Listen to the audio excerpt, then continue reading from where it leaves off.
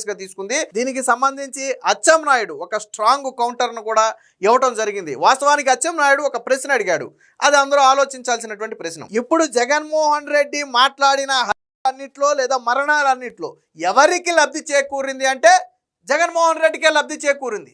ఇప్పుడు రాజశేఖర్ రెడ్డి శవం తీయక ముందే సంతకాలు సేకరించి సీఎం అవ్వాలని చూసింది ఎవరు? జగన్మోహన్ రెడ్డి. సరే, ఆ రోజు కాంగ్రెస్ పార్టీ అధిష్టానం జగన్మోహన్ రెడ్డి నిజరూపం తెలుసు కాబట్టి ఆయనకి ముఖ్యమంత్రి పదవి ఇవ్వడానికి నిరాకరించింది. తర్వాత రోసయ్య, తర్వాత కిరణ్ కుమార్ రెడ్డి ముఖ్యమంత్రులు అయ్యారు, అది వేరే విషయం. వాస్తవానికి సోనియా గాంధీ ఆ రోజు జగన్మోహన్ రెడ్డికి ముఖ్యమంత్రి పదవి ఇవ్వకపోవడానికి ఒక ప్రధాన కారణం ఏంటంటే జగన్మోహన్ రెడ్డి ఎంపీ కాకముందే చనిపోయినటువంటి వివేకానంద రెడ్డిని చెప్పులు కొట్టాడు.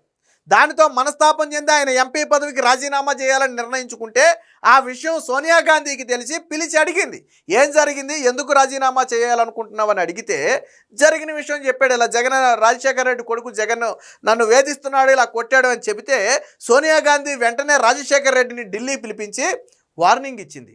నీ కొడుకుని కంట్రోల్లో పెట్టుకోకపోతే ఇబ్బందుల్లో పడతారు, మీరిద్దరు తండ్రి కొడుకులు ఇద్దరు ఇబ్బందుల్లో పడతారు, నువ్వు ఒక సీఎంగా ఉండి నీ కొడుకు ఇలా ప్రవర్తించడం కరెక్ట్ కాదు అని సోనియా గాంధీ హెచ్చరిస్తే రాజశేఖర్ రెడ్డి మళ్ళీ తిరిగి వెనక్కి వచ్చి జగన్మోహన్ రెడ్డిని నువ్వు ఆంధ్రాలో ఉండొద్దు, బెంగళూరు వెళ్ళిపోమని చెప్పి పంపించేశాడు. కానీ జగన్ మాత్రం బెంగళూరులో ఉండటానికి ఇష్టపడేవాడు కాదు. ఎందుకంటే ఇక్కడ జల్సాలకు లేకపోతే ఇక్కడ అన్నింటిలో ఏళ్ళు పెట్టడానికి అలవాటు పడిన వ్యక్తి.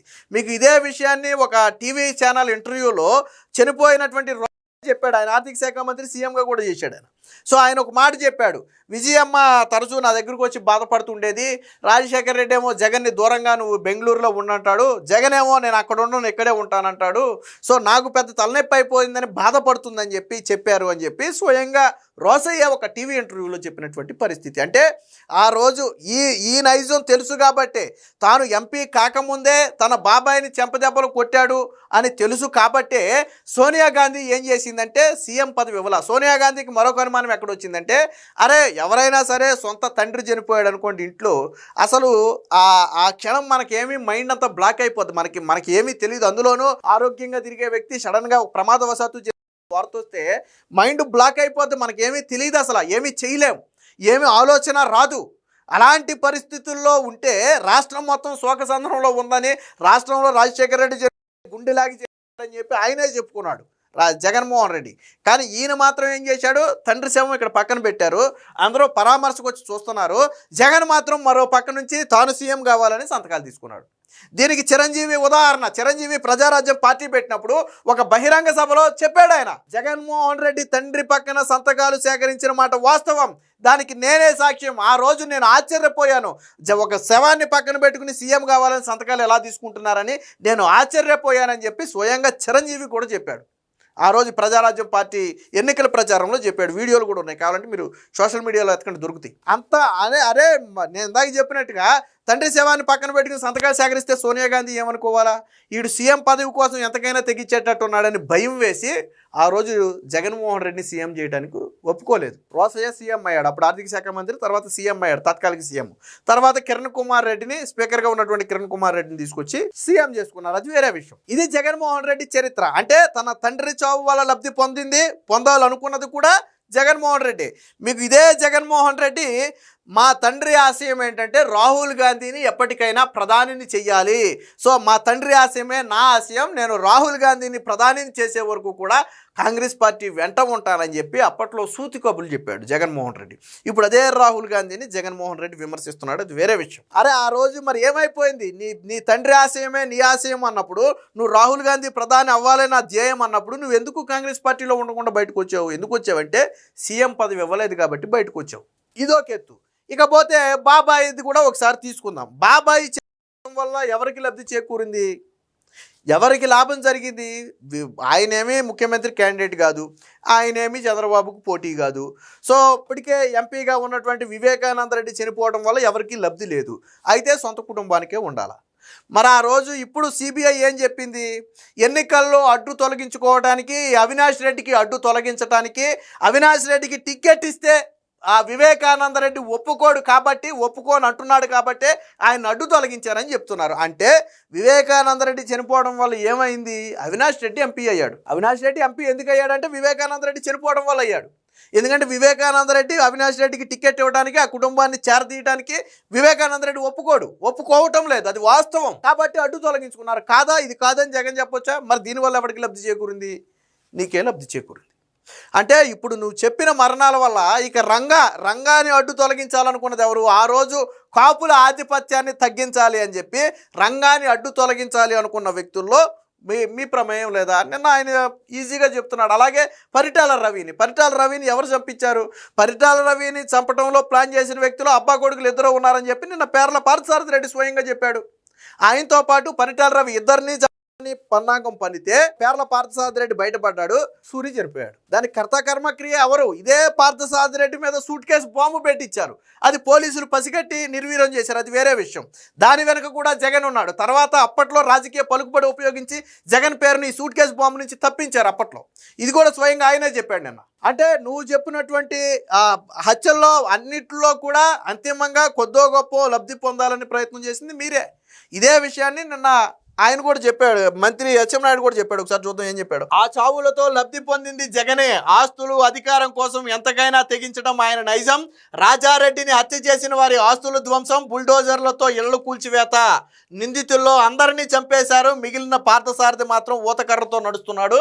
విలేకరుల సమావేశంలో జగన్ తీరును తూర్పారబట్టిన అచ్చెన్నాయుడు. వాస్తవానికి ఈ రాజారెడ్డి హత్య కేసుకు సంబంధించి 11 మందికి జీవిత ఖైదు శిక్ష కూడా విధించారు. అందులో 10 మందిని చంపేశారని చెప్పి, అందరినీ చంపేశారని చెప్పి అచ్చెన్నాయుడు కూడా చెప్తున్నాడు. ఇక ఇందులో మిగిలింది ఎవరయ్యా అంటే ప్రస్తుతం ఉన్నటువంటి పేర్ల పార్థసారథి రెడ్డి. ఈయనే జగన్మోహన్ రెడ్డి నైజం కానీ, రాజశేఖర్ రెడ్డి నైజం కానీ, లేదా రాజారెడ్డి నైజం కానీ బయటపెట్టింది ఈ వ్యక్తి. సో ఈ వ్యక్తి ఏంటంటే ఇప్పుడు నడవలేనటువంటి పరిస్థితుల్లో ఉన్నాడు. ఎప్పుడో జరిగిన ఘటనలు ఇవి. సో అంటే ఎవరైతే రాజారెడ్డి హత్యలో పాల్గొన్నారు అనుకున్నారో వాళ్ళందరినీ కూడా అంతమొందించారు. కానీ నిన్న జగన్ ఏమంటాడు?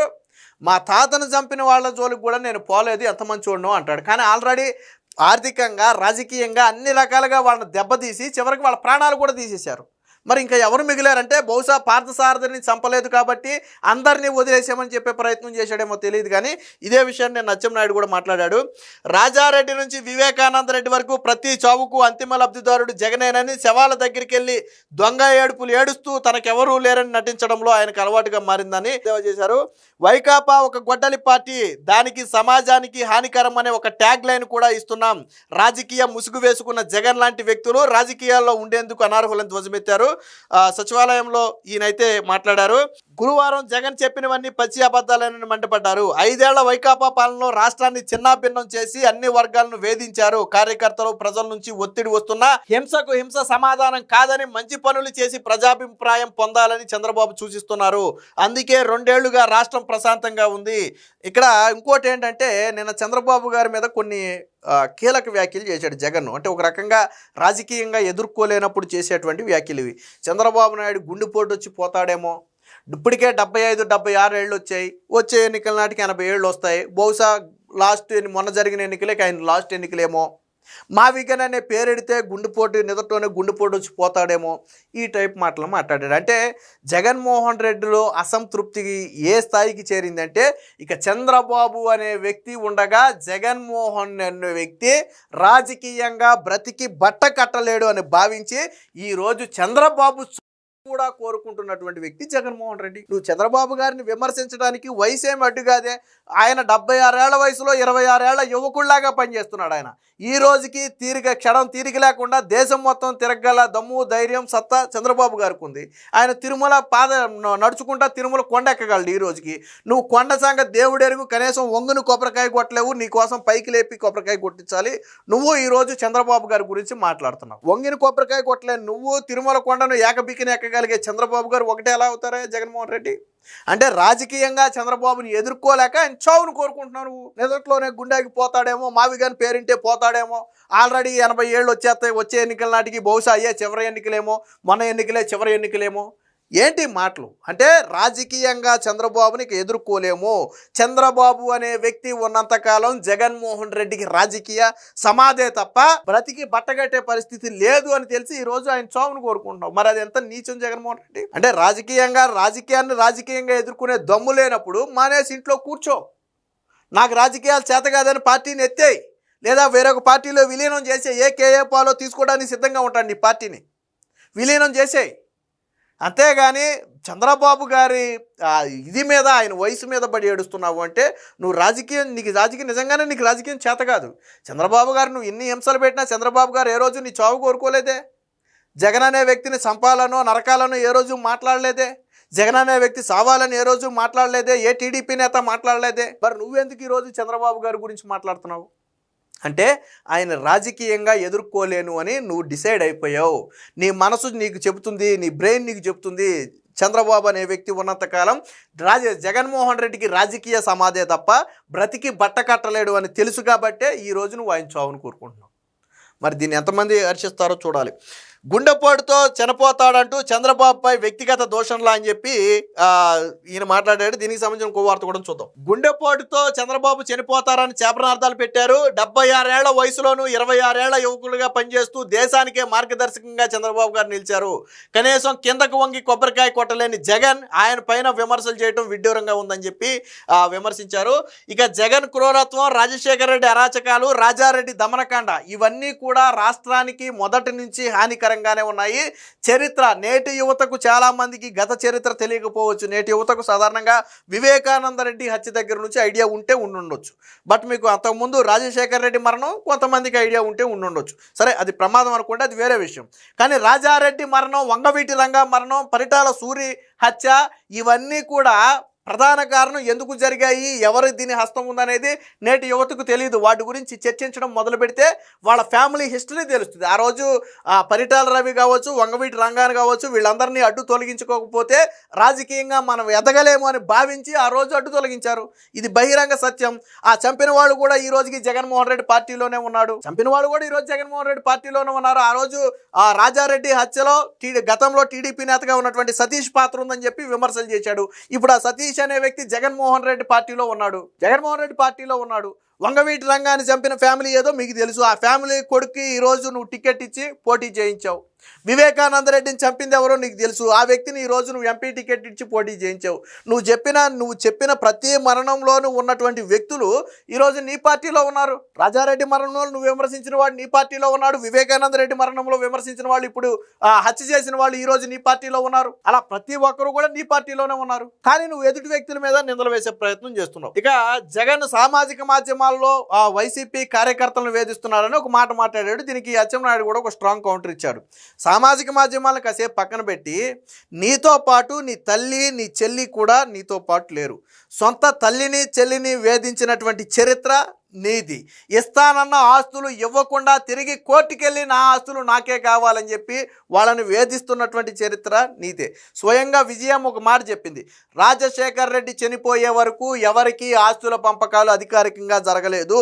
ఆయన చనిపోయే ముందు ఆయన ఎప్పుడూ ఒకే మాట చెప్పేవాడు, ఆస్తులు పిల్లలందరికీ సమానం, నలుగురి మనవలకి సమానం. అంటే షర్మిలకు చెందిన 2 పిల్లలకు, జగన్ 2 పిల్లలకు ఆస్తులు సమానంగా పంచాలి. ఇది రాజశేఖర్ రెడ్డి ఆశ. ఈ విషయం జగన్మోహన్ రెడ్డికి తెలుసు, ఆ దేవుడికి తెలుసు అని స్వయంగా విజయమ్మ చెప్పి, మొన్న కడప ఎన్నికల్లో షర్మిలకు ఓటేయండి అని చెప్పి, అంటే సొంత కొడుక్కి ఓటేయొద్దు కూతురుకు ఓటేయండి అని చెప్పి విజయమ్మ అడిగిందంటే నువ్వు రాజకీయంగా ఎంత దిగజారిపోయావో నీకే తెలుస్తుంది. ఇకపోతే సామాజిక మాధ్యమాల్లో విమర్శలు అంటున్నారు చూసారా.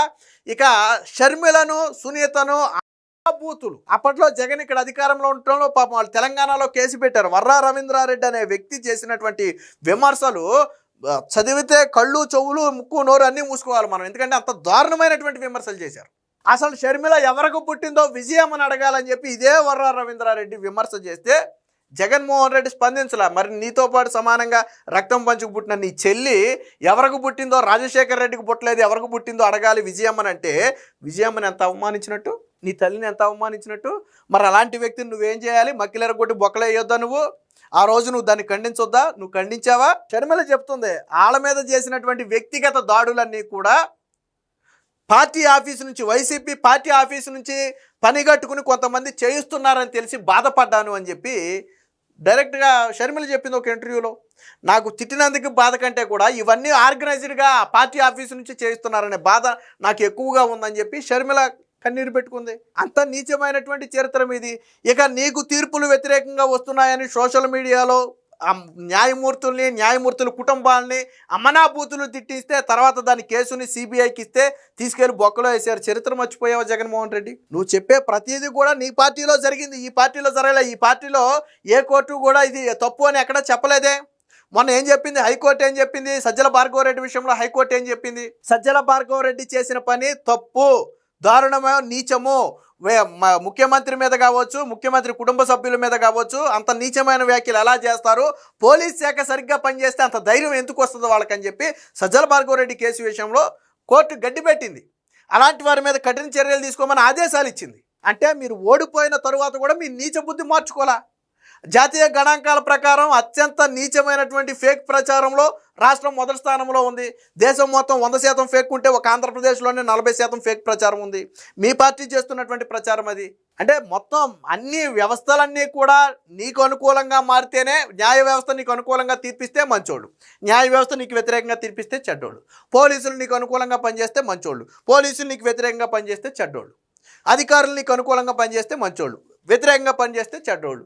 నీకు నీ పార్టీకి అలవాటు అయిపోయింది. గుడ్డలోడు తీసి కొడతాం, సప్త సముద్రాలు అవతలున్న లాక్కొస్తాం. మొన్న పేర్ని నాని కూడా ఏదో చెప్పాడు, కమిషనర్ని, అడిషనల్ కమిషనర్ని తిప్పుతా, నా ఇంటి చుట్టూ తిప్పుతా, ఈ గుమ్మం ముందు నిలబెడతా, వాళ్ళతోనే సలాం కొట్టిస్తా. అంటే బరితెగింపు అనమాట. రేపు మేము